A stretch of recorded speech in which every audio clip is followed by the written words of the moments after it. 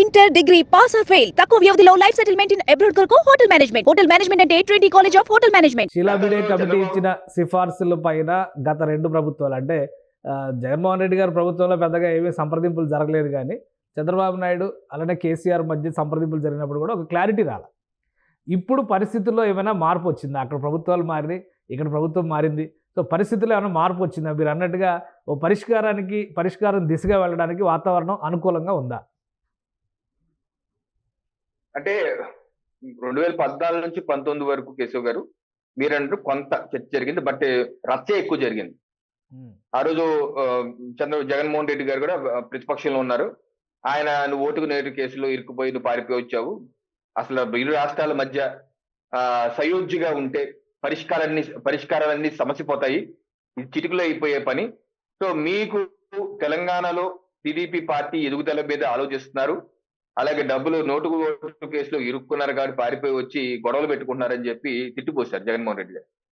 సరే, ఆయన ఏదో పోటుగాడు పగలు తీసేస్తారని చెప్పేసి రాష్ట్ర ప్రజలు 2019లో జగన్మోహన్ రెడ్డి గారికి ఇచ్చే అవకాశం. జగన్మోహన్ రెడ్డి గారు గతంలో ప్రభుత్వం కన్నా ఇంకా ఎక్కువ సంప్రదింపులు చేశారు కేశవ్ గారు. ఎందుకంటే మీకు చూపిస్తాను, ఆయన ప్రమాణ స్వీకారం ఎందుకంటే అక్కడ కేసీఆర్ గారు కూడా జగన్మోహన్ రెడ్డికి కావాలని కోరుకున్నారు, ఓపెన్ గానే చెప్పారు. సో ఇద్దరు కావాల్సిన మిత్రులే కాబట్టి ప్రజలందరూ అనుకున్నారు ఈ సమస్య తొందరగా పరిష్కారం అయిపోతుంది అనుకున్నారు.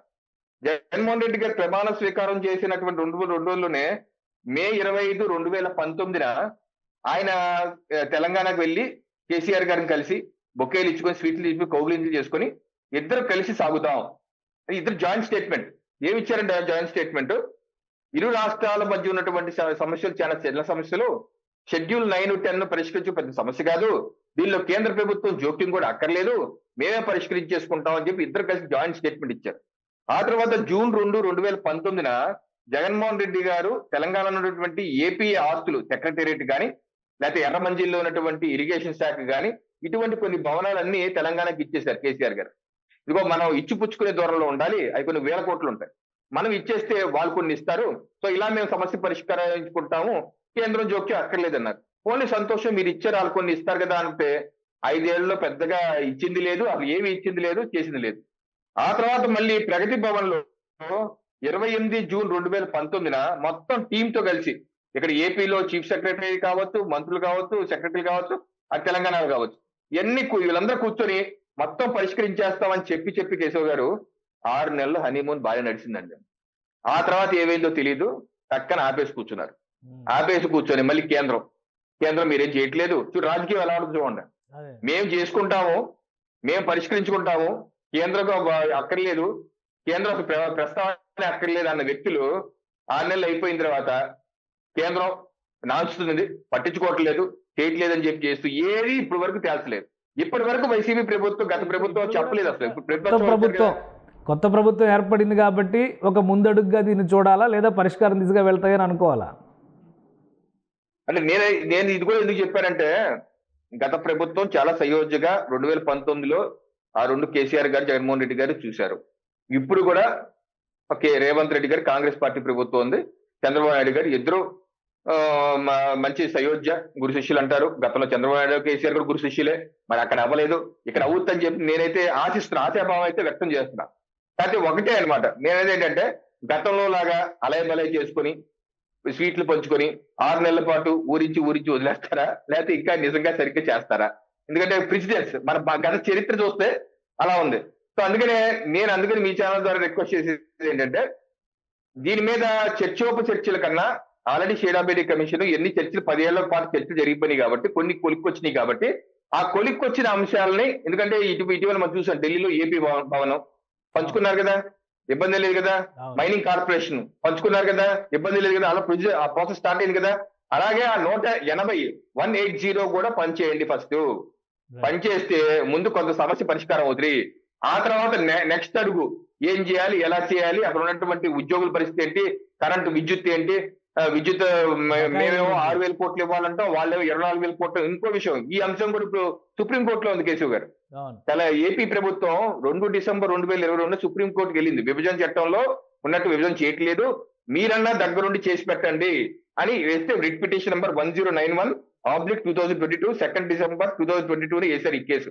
అది వచ్చే వారమే సుప్రీంకోర్టులో అనేకమైన వాయిదాలు పడి వచ్చే వారం హీరింగ్ వస్తుంది కేశవ్ గారు. Okay. Justice Sanjiv Khanna and justice Bhatti వీరి యొక్క ఆధ్వర్యం ధర్మాసనానికి ఈ యొక్క రిట్ పిటిషన్ రాబోతుంది. సో సుప్రీంకోర్టు మార్గదర్శకాలు కూడా మనం తీసుకోవాల్సిన అవసరం ఉంది. అక్కడ కూడా కొన్ని సుప్రీంకోర్టు ఆర్బిట్రేటర్ గా ఉండి రెండు సెట్ చేస్తాం. సుప్రీంకోర్టు గతంలో కూడా అడిగింది, మేము ఒక రిటైర్డ్ జడ్జిని సుప్రీంకోర్టు జడ్జిని పెడతాము, మీకు ఓకేనా అని చెప్పి ఇద్దరికి నోటీసులు ఇచ్చింది. ఏపీ ప్రభుత్వానికి, తెలంగాణ కేంద్రానికి కూడా ఇచ్చింది. వాళ్ళు సమాధానం కూడా ఇచ్చారు ఎఫిడవిట్. ఆ సమాధానం ఏంటో నాకు తెలియదు. సో అటువంటిది ఏదైనా ఉంటే తేల్చేసి ఒక రిటైర్డ్ జడ్జిని పెట్టి ఆర్బిట్రేటర్ గా సెట్ చేస్తామంటే ఇద్దరు ఒప్పుకొని మళ్ళీ ఆ జడ్జిని షీలాబేడి కమిటీ లాగా వాళ్ళు రిపోర్ట్ ఇస్తే అప్పుడు నేను ఒప్పుకోనని మళ్ళీ అని కాకుండా మేము ఏం చేసినా మీరు ఒప్పుకుంటాం అని ఒకటి చేసుకొని ఇది చర్చగా చేసుకుంటాం, అదో పద్ధతి. లేదు ముందు ఆ హీరింగ్ రాక ముందు ఈ 180 ఏవైతే ఉన్నాయో ముందు అవి పంపకాలు అయిపోతే దానిలో అది ఎంత పర్సెంటేజ్ ఉందో నాకు తెలియదు. అంటే ఈ 180కి అదనంగా కొన్ని డిస్కషన్స్ జరుగుతున్నాయి, మీడియా కథనాలు వచ్చినాయి. 2 రోజులుగా తెలంగాణలో దాని మీద రాజకీయ విమర్శలు, ప్రతి విమర్శలు నడుస్తున్నటువంటి పరిస్థితి ఉంది. ముంపు మండలాలకు సంబంధించి గతంలో ఇచ్చిన ఆర్డినెన్స్ పైన బీఆర్ఎస్ పార్టీ నాయకులు ఇప్పుడు హడావుడి చేస్తున్నారు. సో ఇప్పుడు ఎజెండాలో ఈ ముంపు మండలాల సమస్యను డిస్కస్ చేయాలి. అలానే తెలంగాణకి తీర ప్రాంతం లేదు కాబట్టి షిప్ యార్డుల్లో వాటా ఇవ్వాలి, టీటీడీలో భాగం కావాలి, ఇట్లాంటివన్నీ కూడా వస్తున్నాయి. వీటి గురించి మాట్లాడే అవకాశం ఏమైనా ఉంటుందా ఈ సమావేశంలో? నేను చూస్తున్నాను కొన్ని ఊహాగానాలు ఇలా వస్తున్నాయి. తిరుమల తిరుపతి దేవస్థానంలో వాటా కావాలి, కాకినాడ పోర్టులో వాటాలు కావాలి, తీర ప్రాంతాల్లో వాళ్ళు మేఘాలు ఎక్కువ ఉన్నాయి కాబట్టి మేఘాల్లో వాటాలు కావాలి, ఇవన్నీ చేస్తా కూర్చుంటే ఇది సమస్య పరిష్కరించదాకా మెయిన్ స్ట్రీమ్ మీడియా కూడా దీని మీద రాసింది. మెయిన్ స్ట్రీమ్ మీడియా కూడా ఈ అంశాలపైన చర్చ జరుగుతున్నట్టుగా కథనాలు రాసింది. సో నిజానికి పాసిబిలిటీ ఉందా వీటి గురించి డిస్కస్ చేయడానికి? నేనైతే దాన్ని నమ్మట్లేదు. అధికారికంగా వచ్చే డిస్కషన్ లో ఎజెండాలో ఈ రకమైన మెయిన్ స్ట్రీమ్ మీడియాలో రాసినవి ఉంటాయి నేను అనుకో. ఎందుకంటే అవన్నీ సహేతుకంగా లేని అంశాలు, సహేతుగా లేదు. ఇప్పుడు 7 ముంపు మండలాలని మళ్ళీ వెనక్కి ఎలా ఇచ్చేస్తారు? నాకు తెలిసి ఆ ఖమ్మం మంత్రి గారు రాసింది 5 గ్రామాలు. మహాభారతంలో పాండవులు 5 గ్రామాలు అన్నట్టుగా ఇప్పుడు ఆయన పేరేంటో మరి ఖమ్మం ఆయన నాగేశ్వరరావు గారు ప్రతిపాదించారు. నాగేశ్వరరావు గారు ఆయన 5 గ్రామాలు అడిగారు పాండవులు అడిగినట్టు. సో ఓకే, అటువంటి డిస్కషన్స్ ఉంటే 5 గ్రామాలు ఏదైనా ఉంటే చర్చించవచ్చు, దాని తప్పులేదు. కానీ మళ్ళీ 7 మండలాలు ఇచ్చేయండి. ఇప్పుడు 7 మండలాలు ఎందుకు తీసుకున్నాం? పోలవరం ప్రాజెక్ట్ యొక్క కంప్లీషన్ కోసం. 2014 లో మోడీ గారి ప్రమాణ స్వీకారం చేసిన వెంటనే ఫస్ట్ క్యాబినెట్ లో ఆర్డినెన్స్ చేయవలసి వచ్చిన పరిస్థితి వచ్చింది. ఎప్పుడు ఎవరు అలా ఆర్డినెన్స్ చేయలేదు, లేకపోతే అది అవ్వకపోతే పోలవరం ప్రాజెక్ట్ అవ్వదు. అందుకని ఆ రోజు హడావుడిగా చేసి ఆర్డినెన్స్ చేయవలసి వచ్చింది. అలా చేసింది మళ్ళీ వెనక్కి ఇచ్చేస్తే ఎలాగ పోలవరానికి ఎలాగ ఇప్పటికే ఖమ్మం కొన్ని నీళ్లు వస్తే వాళ్ళకి పోలవరం కడుతున్నారు కాబట్టి ఇక్కడ మాకు నిండిపోతుంది మునిగిపోతుంది అనే బ్యాచ్ రెడీ అయ్యారు. మరి లేకపోతే మనం చూసాం 2 ఏళ్ల క్రితం ఆ డిస్కషన్. కొంతమంది పువ్వాడ ఆయన కూడా మంత్రి గొడవ చేశాడు, మీ వల్ల ఇక్కడ మాకు మునిగిపోతుంది అన్నాడు. సో ఇటువంటి వస్తే ఎలా 7 మండలాలు ఇస్తారండి? అందుకనే అడుగుతున్నాను, ఇటువంటి అసంబద్ధమైనటువంటి టాపిక్స్ వస్తాయని. కానీ తిరుమల తిరుపతి దేవస్థానం బోర్డులో ఇదేంటంటే అసలు బోర్డులో ఎలా వాటా ఇస్తారు? అలాగే భద్రాచలం రాముల వారి దాంట్లో మాకు వాటా ఇస్తారా? భద్రాచలం రాముల వారు రాముల వారు మాకే యాక్చువల్ గా గతంలో ఆంధ్రాలోనే ఉండేది కదా భద్రాచలం రాముడు. అదే అన్నాను, ఆంధ్రాలో పార్టీ అది భద్రాచలం రాముల వారు మాకే ఎక్కువ. మా ఇళ్లలోనూ ప్రతి దశాబ్దాలుగా, ఇంకా ఆయన మాట్లాడితే శతాబ్దాలుగా రాముల వారి రాసి చేసి రామకోటలు రాసి తీసుకెళ్లేవాళ్ళు. గోదావరి జిల్లాలో, మా జిల్లాలో చాలా మంది ఉంటారు ఇప్పటికీ రాసి. మా తాతగారు కూడా అలాగే రాసి ప్రతి సంవత్సరం తీసుకెళ్లి ఇచ్చేవాళ్ళు. ఆ కనెక్టివిటీ మాకు బాగుండేది ఎక్కువ. సో ఇలా మాట్లాడుతూ కూర్చుంటే బోడికుండికి మోకాలకి ముడేసినట్టే. అందుకని అన్నాను మొన్న ఈ మధ్య నిన్న అనుకుంటా వినోద్ గారు, టిఆర్ఎస్ నాయకులు వినోద్ మాజీ ఎంపీ, ఆయన ఏమన్నా రెచ్చగొడుతున్నారు. ఇదిగో మా ఆస్తుల మీద ఆంధ్రోళ్ళు కన్నేశారు. ఆ కన్నేసిన ఆస్తులు దోచేసుకో, తెలంగాణ ఆస్తుల మీద మేము దాన్ని సాగనేమో, మేము ఊరుకోమని చెప్పండి. అంటే ఏంటి? ఒక రెచ్చగొట్టే వాతావరణం.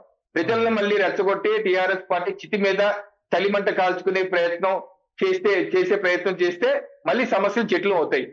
ఎప్పటికీ ఇది రావణకాష్టంగానే ఉండిపోవాలా? ఇది ఒక రాజకీయ అంశంగా ఉంచేద్దామనే ఆలోచన ఉన్నంతకాలం ఈ సమస్య పరిష్కారం కష్టం. కేసీఆర్ కేంద్ర ప్రభుత్వం చేయాలంటారు కొంతమంది. ఏం చేస్తారంటే ఇప్పుడు పవర్ మీద 6,011 కోట్లు ఇవ్వండి అని చెప్పి ఆర్డర్ ఇచ్చింది కేంద్ర ప్రభుత్వం. ఇప్పుడు 22 ఆగస్టు 2020 ఈ చూడండి ఆర్డర్ ఇచ్చారు. 22 ఆగస్టు 2020 కేంద్ర ప్రభుత్వం ఆర్డర్ ఇచ్చింది. ఇది అనేక మార్లు ఇరు రాష్ట్రాల చీఫ్ సెక్రటరీలతో మాట్లాడి ఒక కొలిక్కి వచ్చాక ఇవ్వండి అంటే అది ఇవ్వకుండా కోర్టుకు వెళ్ళి స్టే ఇచ్చుకొని అబ్బాయి మేము 6 కోట్లు ఇవ్వటం కాదు, మీరే నాకు 24,000 కోట్లు ఇవ్వాలని చెప్పి విత్తనవాదం చేశారు. ఇలా చేసుకుంటే రేపు కేంద్ర ప్రభుత్వం కూడా అంటది ఆ పని ఏపీకి ఇవ్వండి అని ఇచ్చేస్తారండి. అది ఏమైనా మిలిటరీకి అప్పచెప్పచ్చా? అప్పచెప్పలేం కదా. సో ఇది సామరస్యంగానే చర్చలు పరిష్కరించారు. ప్రధానమంత్రి నరేంద్ర మోడీ గారు చెప్పినట్లు మ్యూచువల్ అగ్రిమెంట్ చేసుకోవాలి. ఇద్దరు ఇప్పుడు ఇలా రెచ్చగొట్టి ఇప్పుడు వైసీపీ ఏమంటుంది నిన్నటి నుంచి, అబ్బాయి మీరు చెయ్యాలి, ఆంధ్ర వాళ్ళు ఇది ఆంధ్ర ఏపీ యొక్క హక్కులు మీరు పరిరక్షించాలి అని చెప్పి అంటారు. మరి వాళ్ళు ఏం చేశారు 5 ఏళ్ళు ఉన్నప్పుడు? అంతకుముందు 5 ఏళ్ళు ప్రతిపక్షంలో ఉన్నప్పుడు ఇప్పుడు మళ్ళీ గోల్ చేస్తున్నారు. సో ఈ రకమైన రాజకీయాలు చేస్తే మాత్రం సమస్య పరిష్కారం కాదు. ఏదేమైనా సరే ఇటువంటి గొడవల్లోకి వెళ్లకుండా ముందు 180 పరిష్కారం చేసి ముందుకెళ్తే ఒక తొలి అడుగు పడాలి కేశవ్ గారు. ఈ యొక్క ప్రతిష్టంభనలో ఒక తొలి అడుగు పడాలి. ఒక సుహృద్భావ వాతావరణంలో ముందుకు వెళ్ళాలంటే అదైతే చేయాలి కేశవ్ గారు. రైట్. థ్యాంక్ యూ రవికిరణ్ గారు, మీ అభిప్రాయాలు తెలియజేసినందుకు. ఇది ఆంధ్రప్రదేశ్ తెలంగాణ రాష్ట్ర ముఖ్యమంత్రుల సమావేశంలో ప్రధానంగా షెడ్యూల్ 9, 10 సంస్థలకు సంబంధించినటువంటి విభజన పైన ఎక్కువ ఫోకస్ పెట్టడానికి అవకాశం ఉందని రవికిరణ్ గారు విశ్లేషిస్తున్నారు. అలాగే 180 సంస్థలకు సంబంధించి ఒక క్లారిటీ ఉన్న నేపథ్యంలో తొలి అడుగు పడాలంటే వాటి విభజన పూర్తి చేయాలి. మిగతా అంశాలు రాజకీయాలకి దూరంగా, రాజకీయాలకు అతీతంగా 2 రాష్ట్రాల ప్రయోజనాల రీత్యా జరగాల్సినటువంటి అంశాలు. అయితే భావోద్వేగాలు రెచ్చగొట్టేటువంటి ప్రయత్నాలు విపక్షాలు చేస్తే మాత్రం మళ్ళీ రాష్ట్ర ప్రజలకు ద్రోహం చేసినట్టే అవుతుందని రవికిరణ్ అంటున్నారు. ఇది special discussion. Keep watching. Suman టీవీలో మీ పర్సనల్ అండ్ బిజినెస్ ప్రమోషన్స్ కోసం కింది నెంబర్కి కాంటాక్ట్ చేయండి.